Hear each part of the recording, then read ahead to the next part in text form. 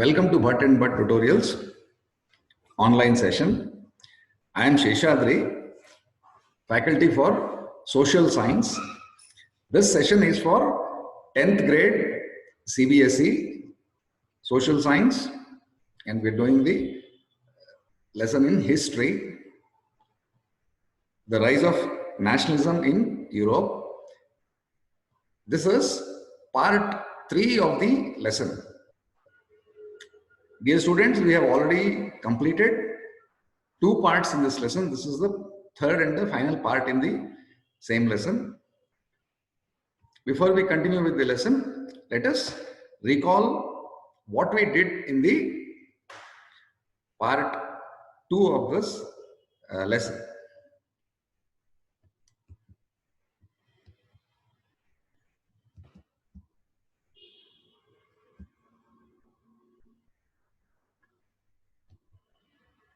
Yeah.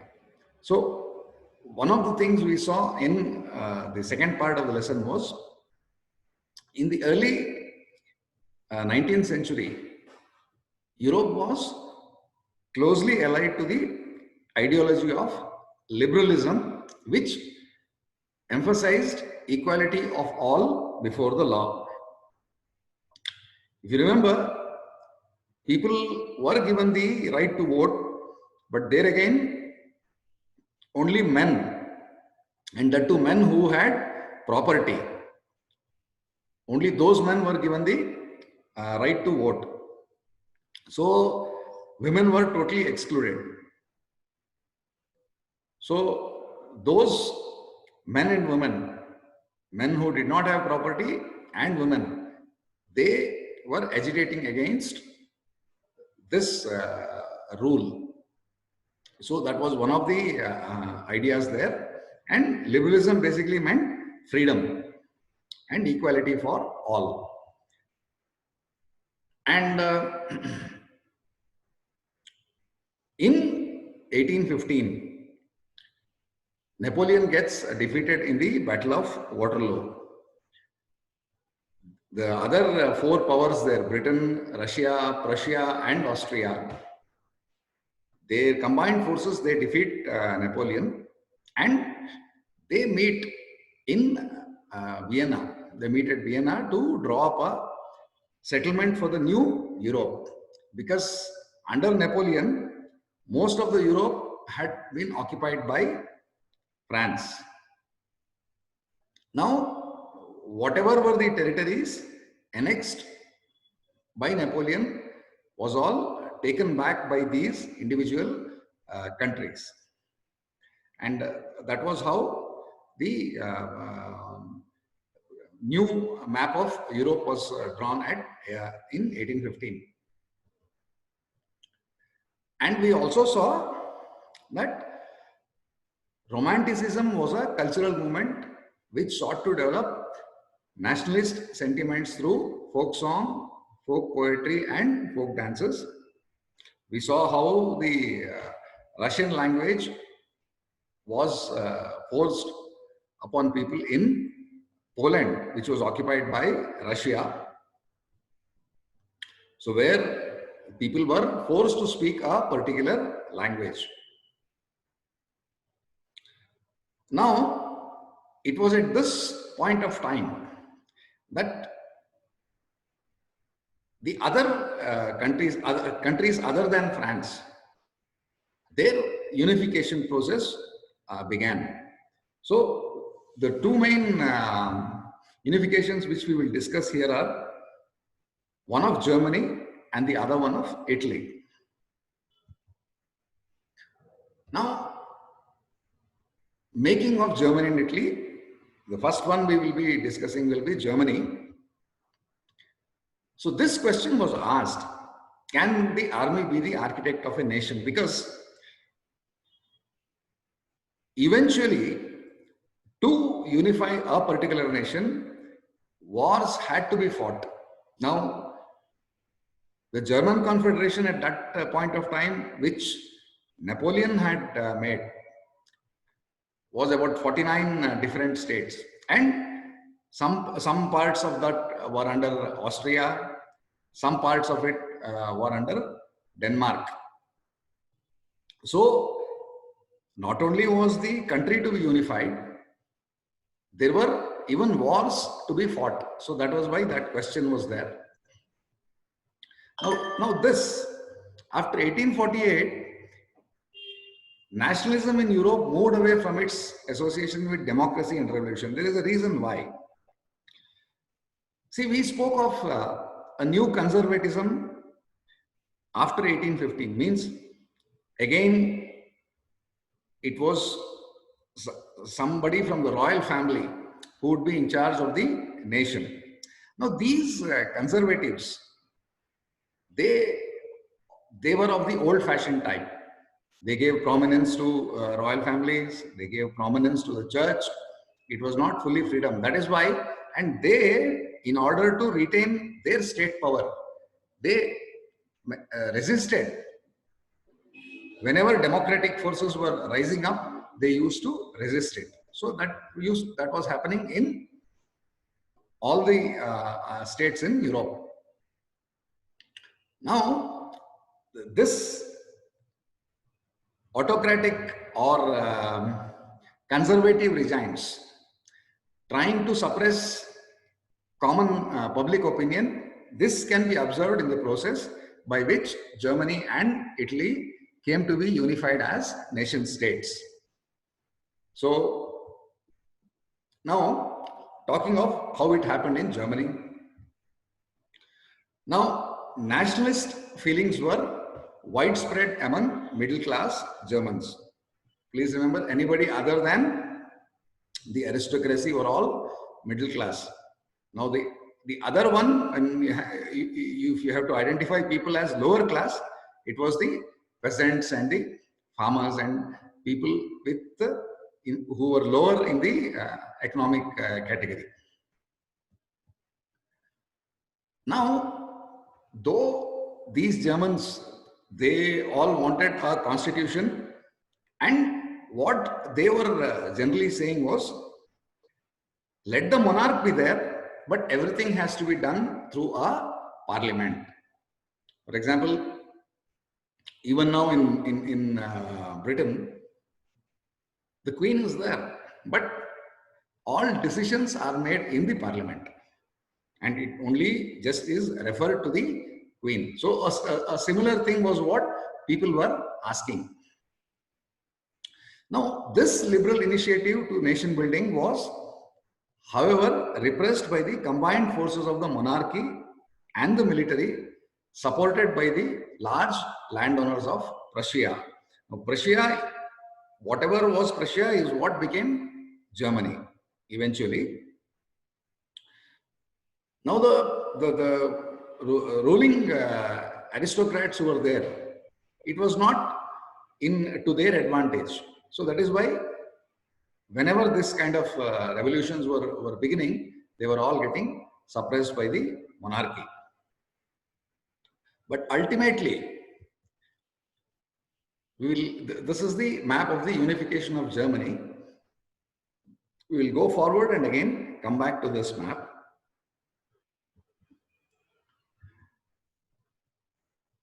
How the movement finally in Germany happened was, at that point of time, Prussia had as its chief minister Otto von Bismarck. Now he is the one who took a lead and saw that the different parts of Germany that are there were unified, and it was ultimately again King Kaiser who was proclaimed, as we will see next. Now, in the events that followed, see, this is where the army comes in. 3 wars over 7 years with Austria, Denmark, and France ended in Prussian victory and completed the process of unification. Let me just go back to the map again.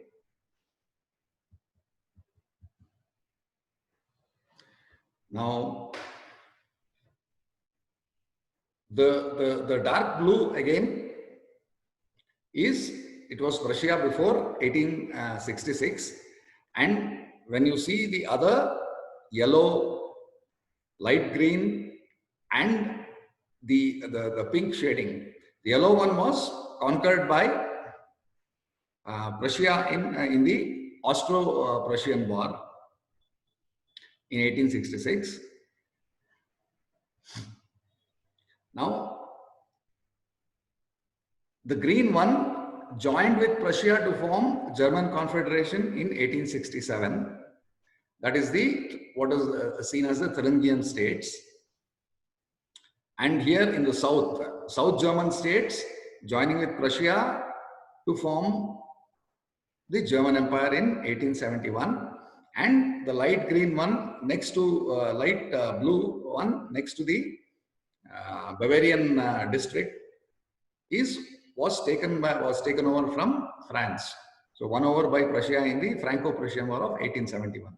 So that is when finally the king of Prussia gets elected as the emperor of the United Germany. This map is basically of the entire United Germany there in 1871. So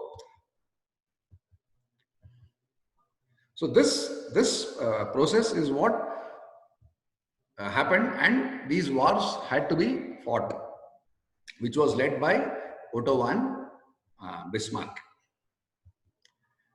Now, after the victories here over Austria, Denmark, and France, in January 1871, the Prussian king Kaiser William I was proclaimed German emperor at Versailles.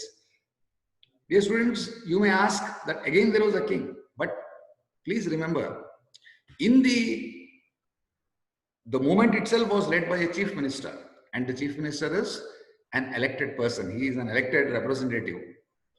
We will see even in the Italian unification, the person who leads also is from the elected representative. So, monarchy with a constitution, that is what people were asking. It is all right if the monarch is there, but we want the people to be represented in the parliament. We want equal rights, and any law making has to be in the hands of the parliament. That is how all these states wanted freedom.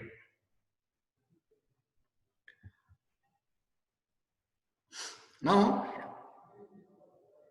the nation building process in Germany had demonstrated the dominance of Prussian state power. Now, when they say state power, again, it was the power of the people. The new state placed a strong emphasis on modernizing the currency, banking, legal, and judicial systems in Germany. Definitely, whatever were the drawbacks that was there when decisions were taken purely by monarchs, wherever they saw changes were required, those changes were brought in. So this was how the German unification happened. Now we will see what happened in Italy. Now, like Germany, Italy too had a long history of political fragmentation. Italians were scattered over several dynastic states, as well as the multinational Habsburg Empire. The Austro-Hungarian Empire is the Habsburg Empire. And Italy itself at that point of time was divided into 7 different states. Italy was divided into 7 states. In these 7 states, the north was under Austria. Only the central part, Sardinia, Piedmont. Only this part was with the Italian royal family. The southern part, known as the Kingdom of Two Sicilies, this was with rulers of Spain. Now, this was how Italy was divided at that point of time into.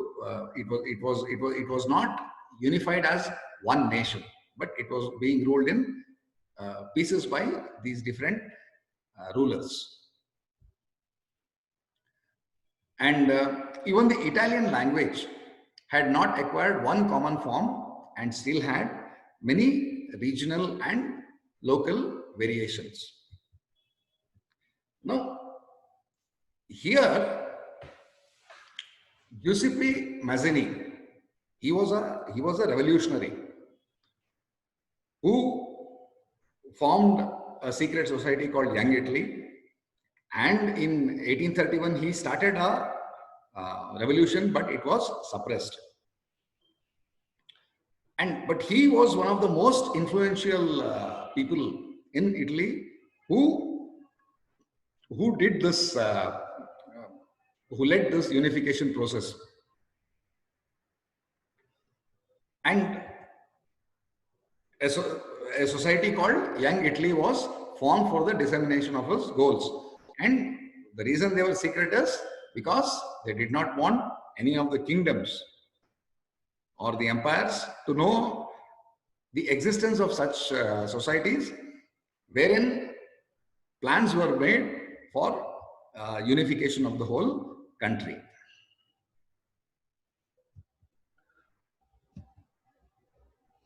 Now, in 1831,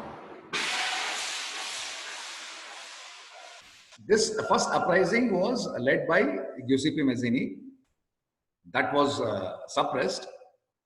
And again, people led one more uprising in 1848.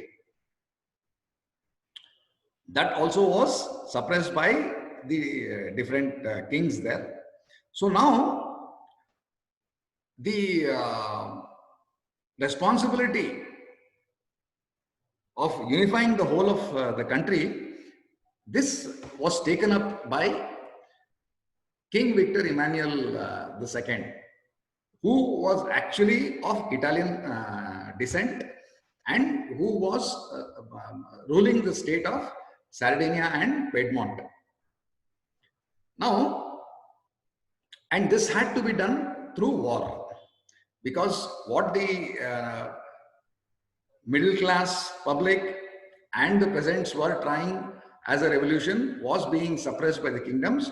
So it meant they had to have the support of the military, and here it was this King Victor Emmanuel who took the lead. Now, why he took the lead? The reason was this: to the ruling elite, a unified Italy offered them the possibility of economic development and political dominance. If you remember, even in those days where trade with other countries was there, the Italians were very good in trading.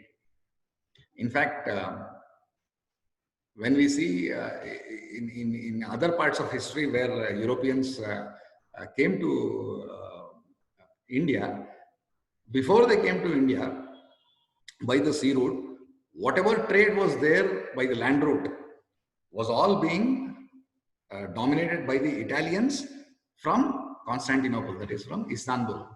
So what the ruling elite here they saw was, once the whole of the country is united, it gives them tremendous possibility for economic development and as well as political dominance, which is what interested them.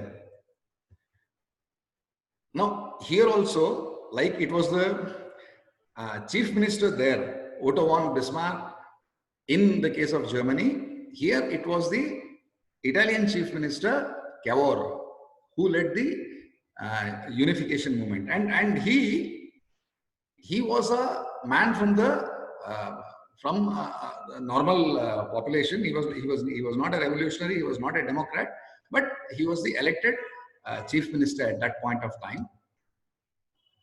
Now, these three people, one Cavour, earlier Giuseppe Mazzini, and the third person here is Giuseppe Garibaldi. Garibaldi also was a true patriot, and he had a big, he led a big band of armed volunteers. Now, Cavour, leading the troops of Sardinia, Piedmont, along with armed volunteers of Giuseppe Garibaldi, they succeeded in defeating the Austrian troops in 1859, which was ruling the northern part of Italy at that point of time. So these people, they first defeated the Austrian troops and drove them out of the country. Later, in 1860, they marched into South Italy and the kingdom of the two Sicilies and drove out the Spanish rulers. So now the whole of Italy was under the rule of one kingdom or one rule, and they were the original Italians there, the predecessors of King Victor Emmanuel II. So they first drove out the Austrians from the north and they marched south. They drove out the Spanish rulers. And in 1861, King Victor Emmanuel II was proclaimed King of United Italy. Please remember, beyond all these points, these ruling by the kings, it was not absolute monarchy. It was always a constitutional monarchy. It was not that the monarch could take unanimous decisions. It was always decisions had to be taken in an elected parliament, and each of these states had a written constitution by which defined clearly how the country will be administered. So that is one thing you will have to remember. So one was the unification of Germany. Then in 1861 BC was the unification of Italy. Now, the case of Britain is different. Here, unification had already happened by the end of the 18th century itself. And actually, Great Britain is a kind of a model. That's what they say, model of the nation or the nation state. Some scholars have argued as Great Britain. But in Great Britain, it was not that they had to drive out people from other countries. That never happened there. Basically, there were 4 states there. One was England, the other one was Wales, the other one was Scotland, and then you had Ireland. So England, it imposed its rule on all these states, and that is how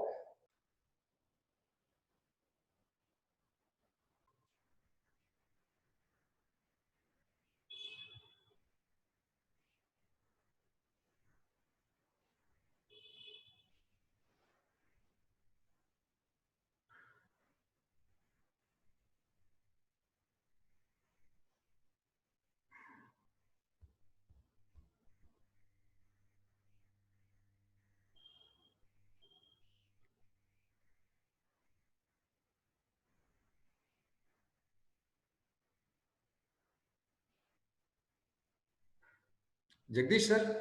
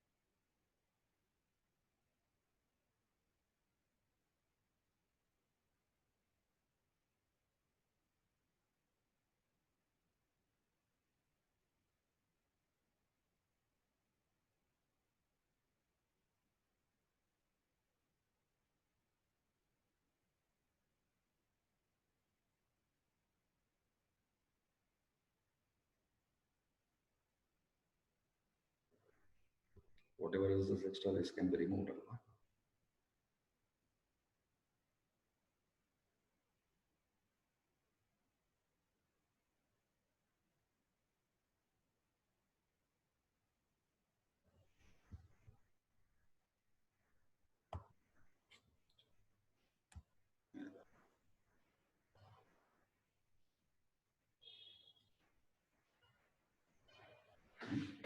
So, this was the case of Britain.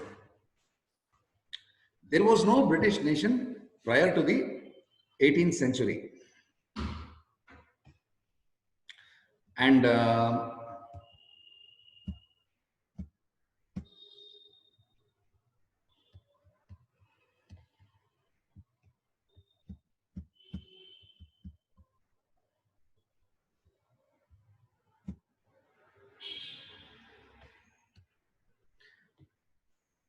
the United Kingdom of Great Britain meant, in effect, that England was able to impose its influence on Scotland. See, that is how it was there. You know how it became the UK. It became the United Kingdom of Great Britain was they spread their influence over the remaining states, and even after that, the British Parliament was dominated by its English members, that is, people who belong to England. Their dominance was always there, and there were no wars there that the other people they led a war against independence from Britain. They did not happen there. So that is why they always call it the strange case of Britain. Ireland was forcibly incorporated into the United Kingdom in 1801. Now, the British flag, the national anthem, the English language were actively promoted, and it's not older. Please make a correction there. It is the other nations survived only as subordinate partners of this union. So this was the case of Britain. Now, another new concept which happened in the 18th century and also into the 19th century as well was, while it was easy enough to represent a ruler through a portrait or a statue, how does one go about giving face to a nation? This was like never done before. Now, that is when this is also part of that the romanticism that we speak about. This also because it has come out as a fine art. Artists then represented a country as if it were a person. Now, and the nations were then portrayed as a female figure, because you see, the reason which I think why they made it as a female figure was, it was the female population which was more into suppression. So the idea of liberty applied more to them than to men. So, which is why I think why the artist chose a female figure to represent the nation. Of course, when we look at the mythological aspect, also the country is seen as a female figure, as Ma Bharat. In India, when we have to say it in Hindi, we say Bharat Ma. So it's all that has been the case. Now this process is actually is known as an allegory. It's a device of speech. The female figure became an allegory of the nation. And in France, she was Christine Marianne, which was a popular Christian name which underlined the idea of a people's nation. So, students, please note, there will be a question on this. How was the nation visualized? Or discuss on the allegory of the nation that was used in the nationalist movements. So please note this. And in France, she was Christine Marianne, which was a popular Christian name. In Germany, it was similarly, Germania became an allegory of the German nation. Germania wears a crown of oak leaves. It's a crown of oak leaves that she is wearing, as the German oak stands for heroism. So this also is one of those concepts which this will be asked. There will be a question on this. Please note down the two different names which were given and what was done in France and what was done in Germany. Now, this is where we are almost at the end of this chapter.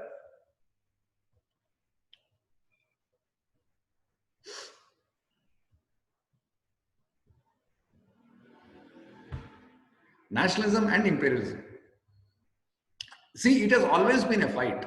If you see, from the beginning of the 18th century to the 19th century, it has always been a fight. Please note here, there is a word missing there. By the last quarter of the 19th century, that is what should have been there. There is an error there in the slide. By the last quarter of the 19th century, nationalism no longer retained its ideal liberal and democratic sentiment of the first half of the century, but became a narrow creed with limited ends. Now, why did this happen?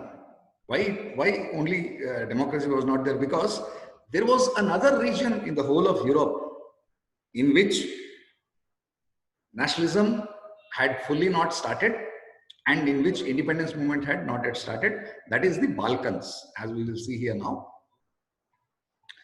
Now, the most serious source of nationalist tension in Europe after 1871 was the area called the Balkans, whose large part was under the Ottoman Empire. Now, the regions that comprised the Balkans are, they were a region of geographical and ethnic variation comprising modern day Romania, Bulgaria, Albania, Greece, Macedonia, Croatia, Bosnia-Herzegovina, Slovenia, Serbia, and Montenegro. Entire Eastern Europe, even now it is known as Eastern Europe.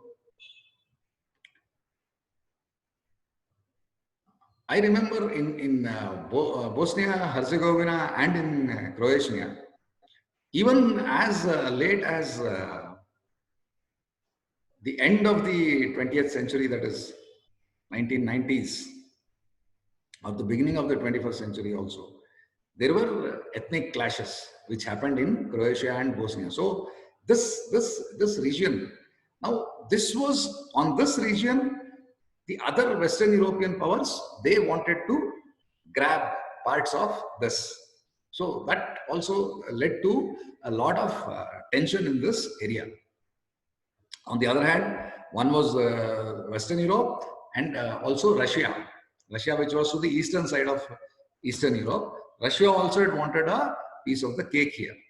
So, but with these nationalities fighting with over one another, one by one, these individual countries, they took independence. They broke away from the control of the Ottoman Empire and they declared their independence. Though in this chapter we don't go into the full detail of how each one of them did it, but ultimately they broke away from the grasp of the Ottoman Empire. And well, the whole area, it became an era of intense conflict Here again, the Balkan states were jealous of each other and each hoped to gain more territory at the expense of the other. 18, the late 19th century, the ending of 19th century, please remember, conflict among European powers was there.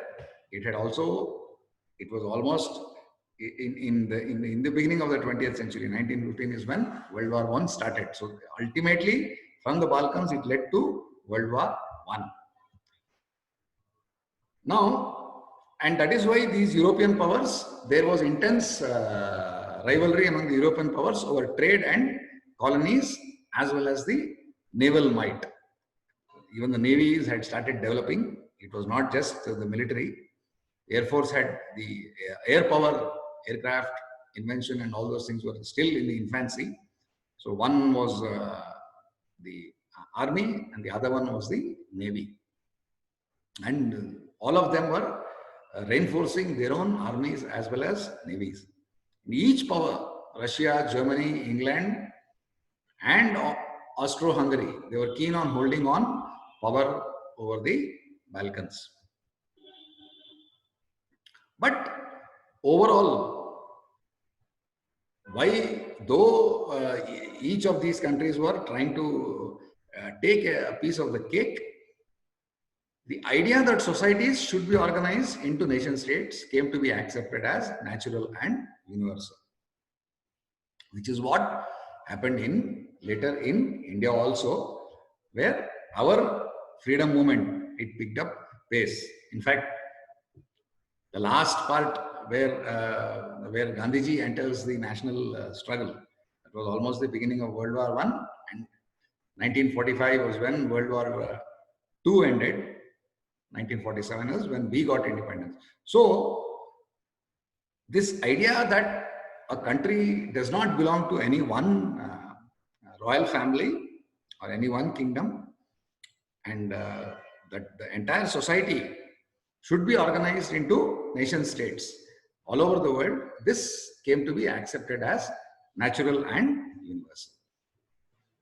Now, finally, this power struggle in the Balkans, this led to a series of wars in the region, and finally it started the First World War. So with this, we are at the end of this chapter. Any doubts, you can call us on these numbers, or you can send a message on the Button Bud Tutorials mobile app chat section. Thank you.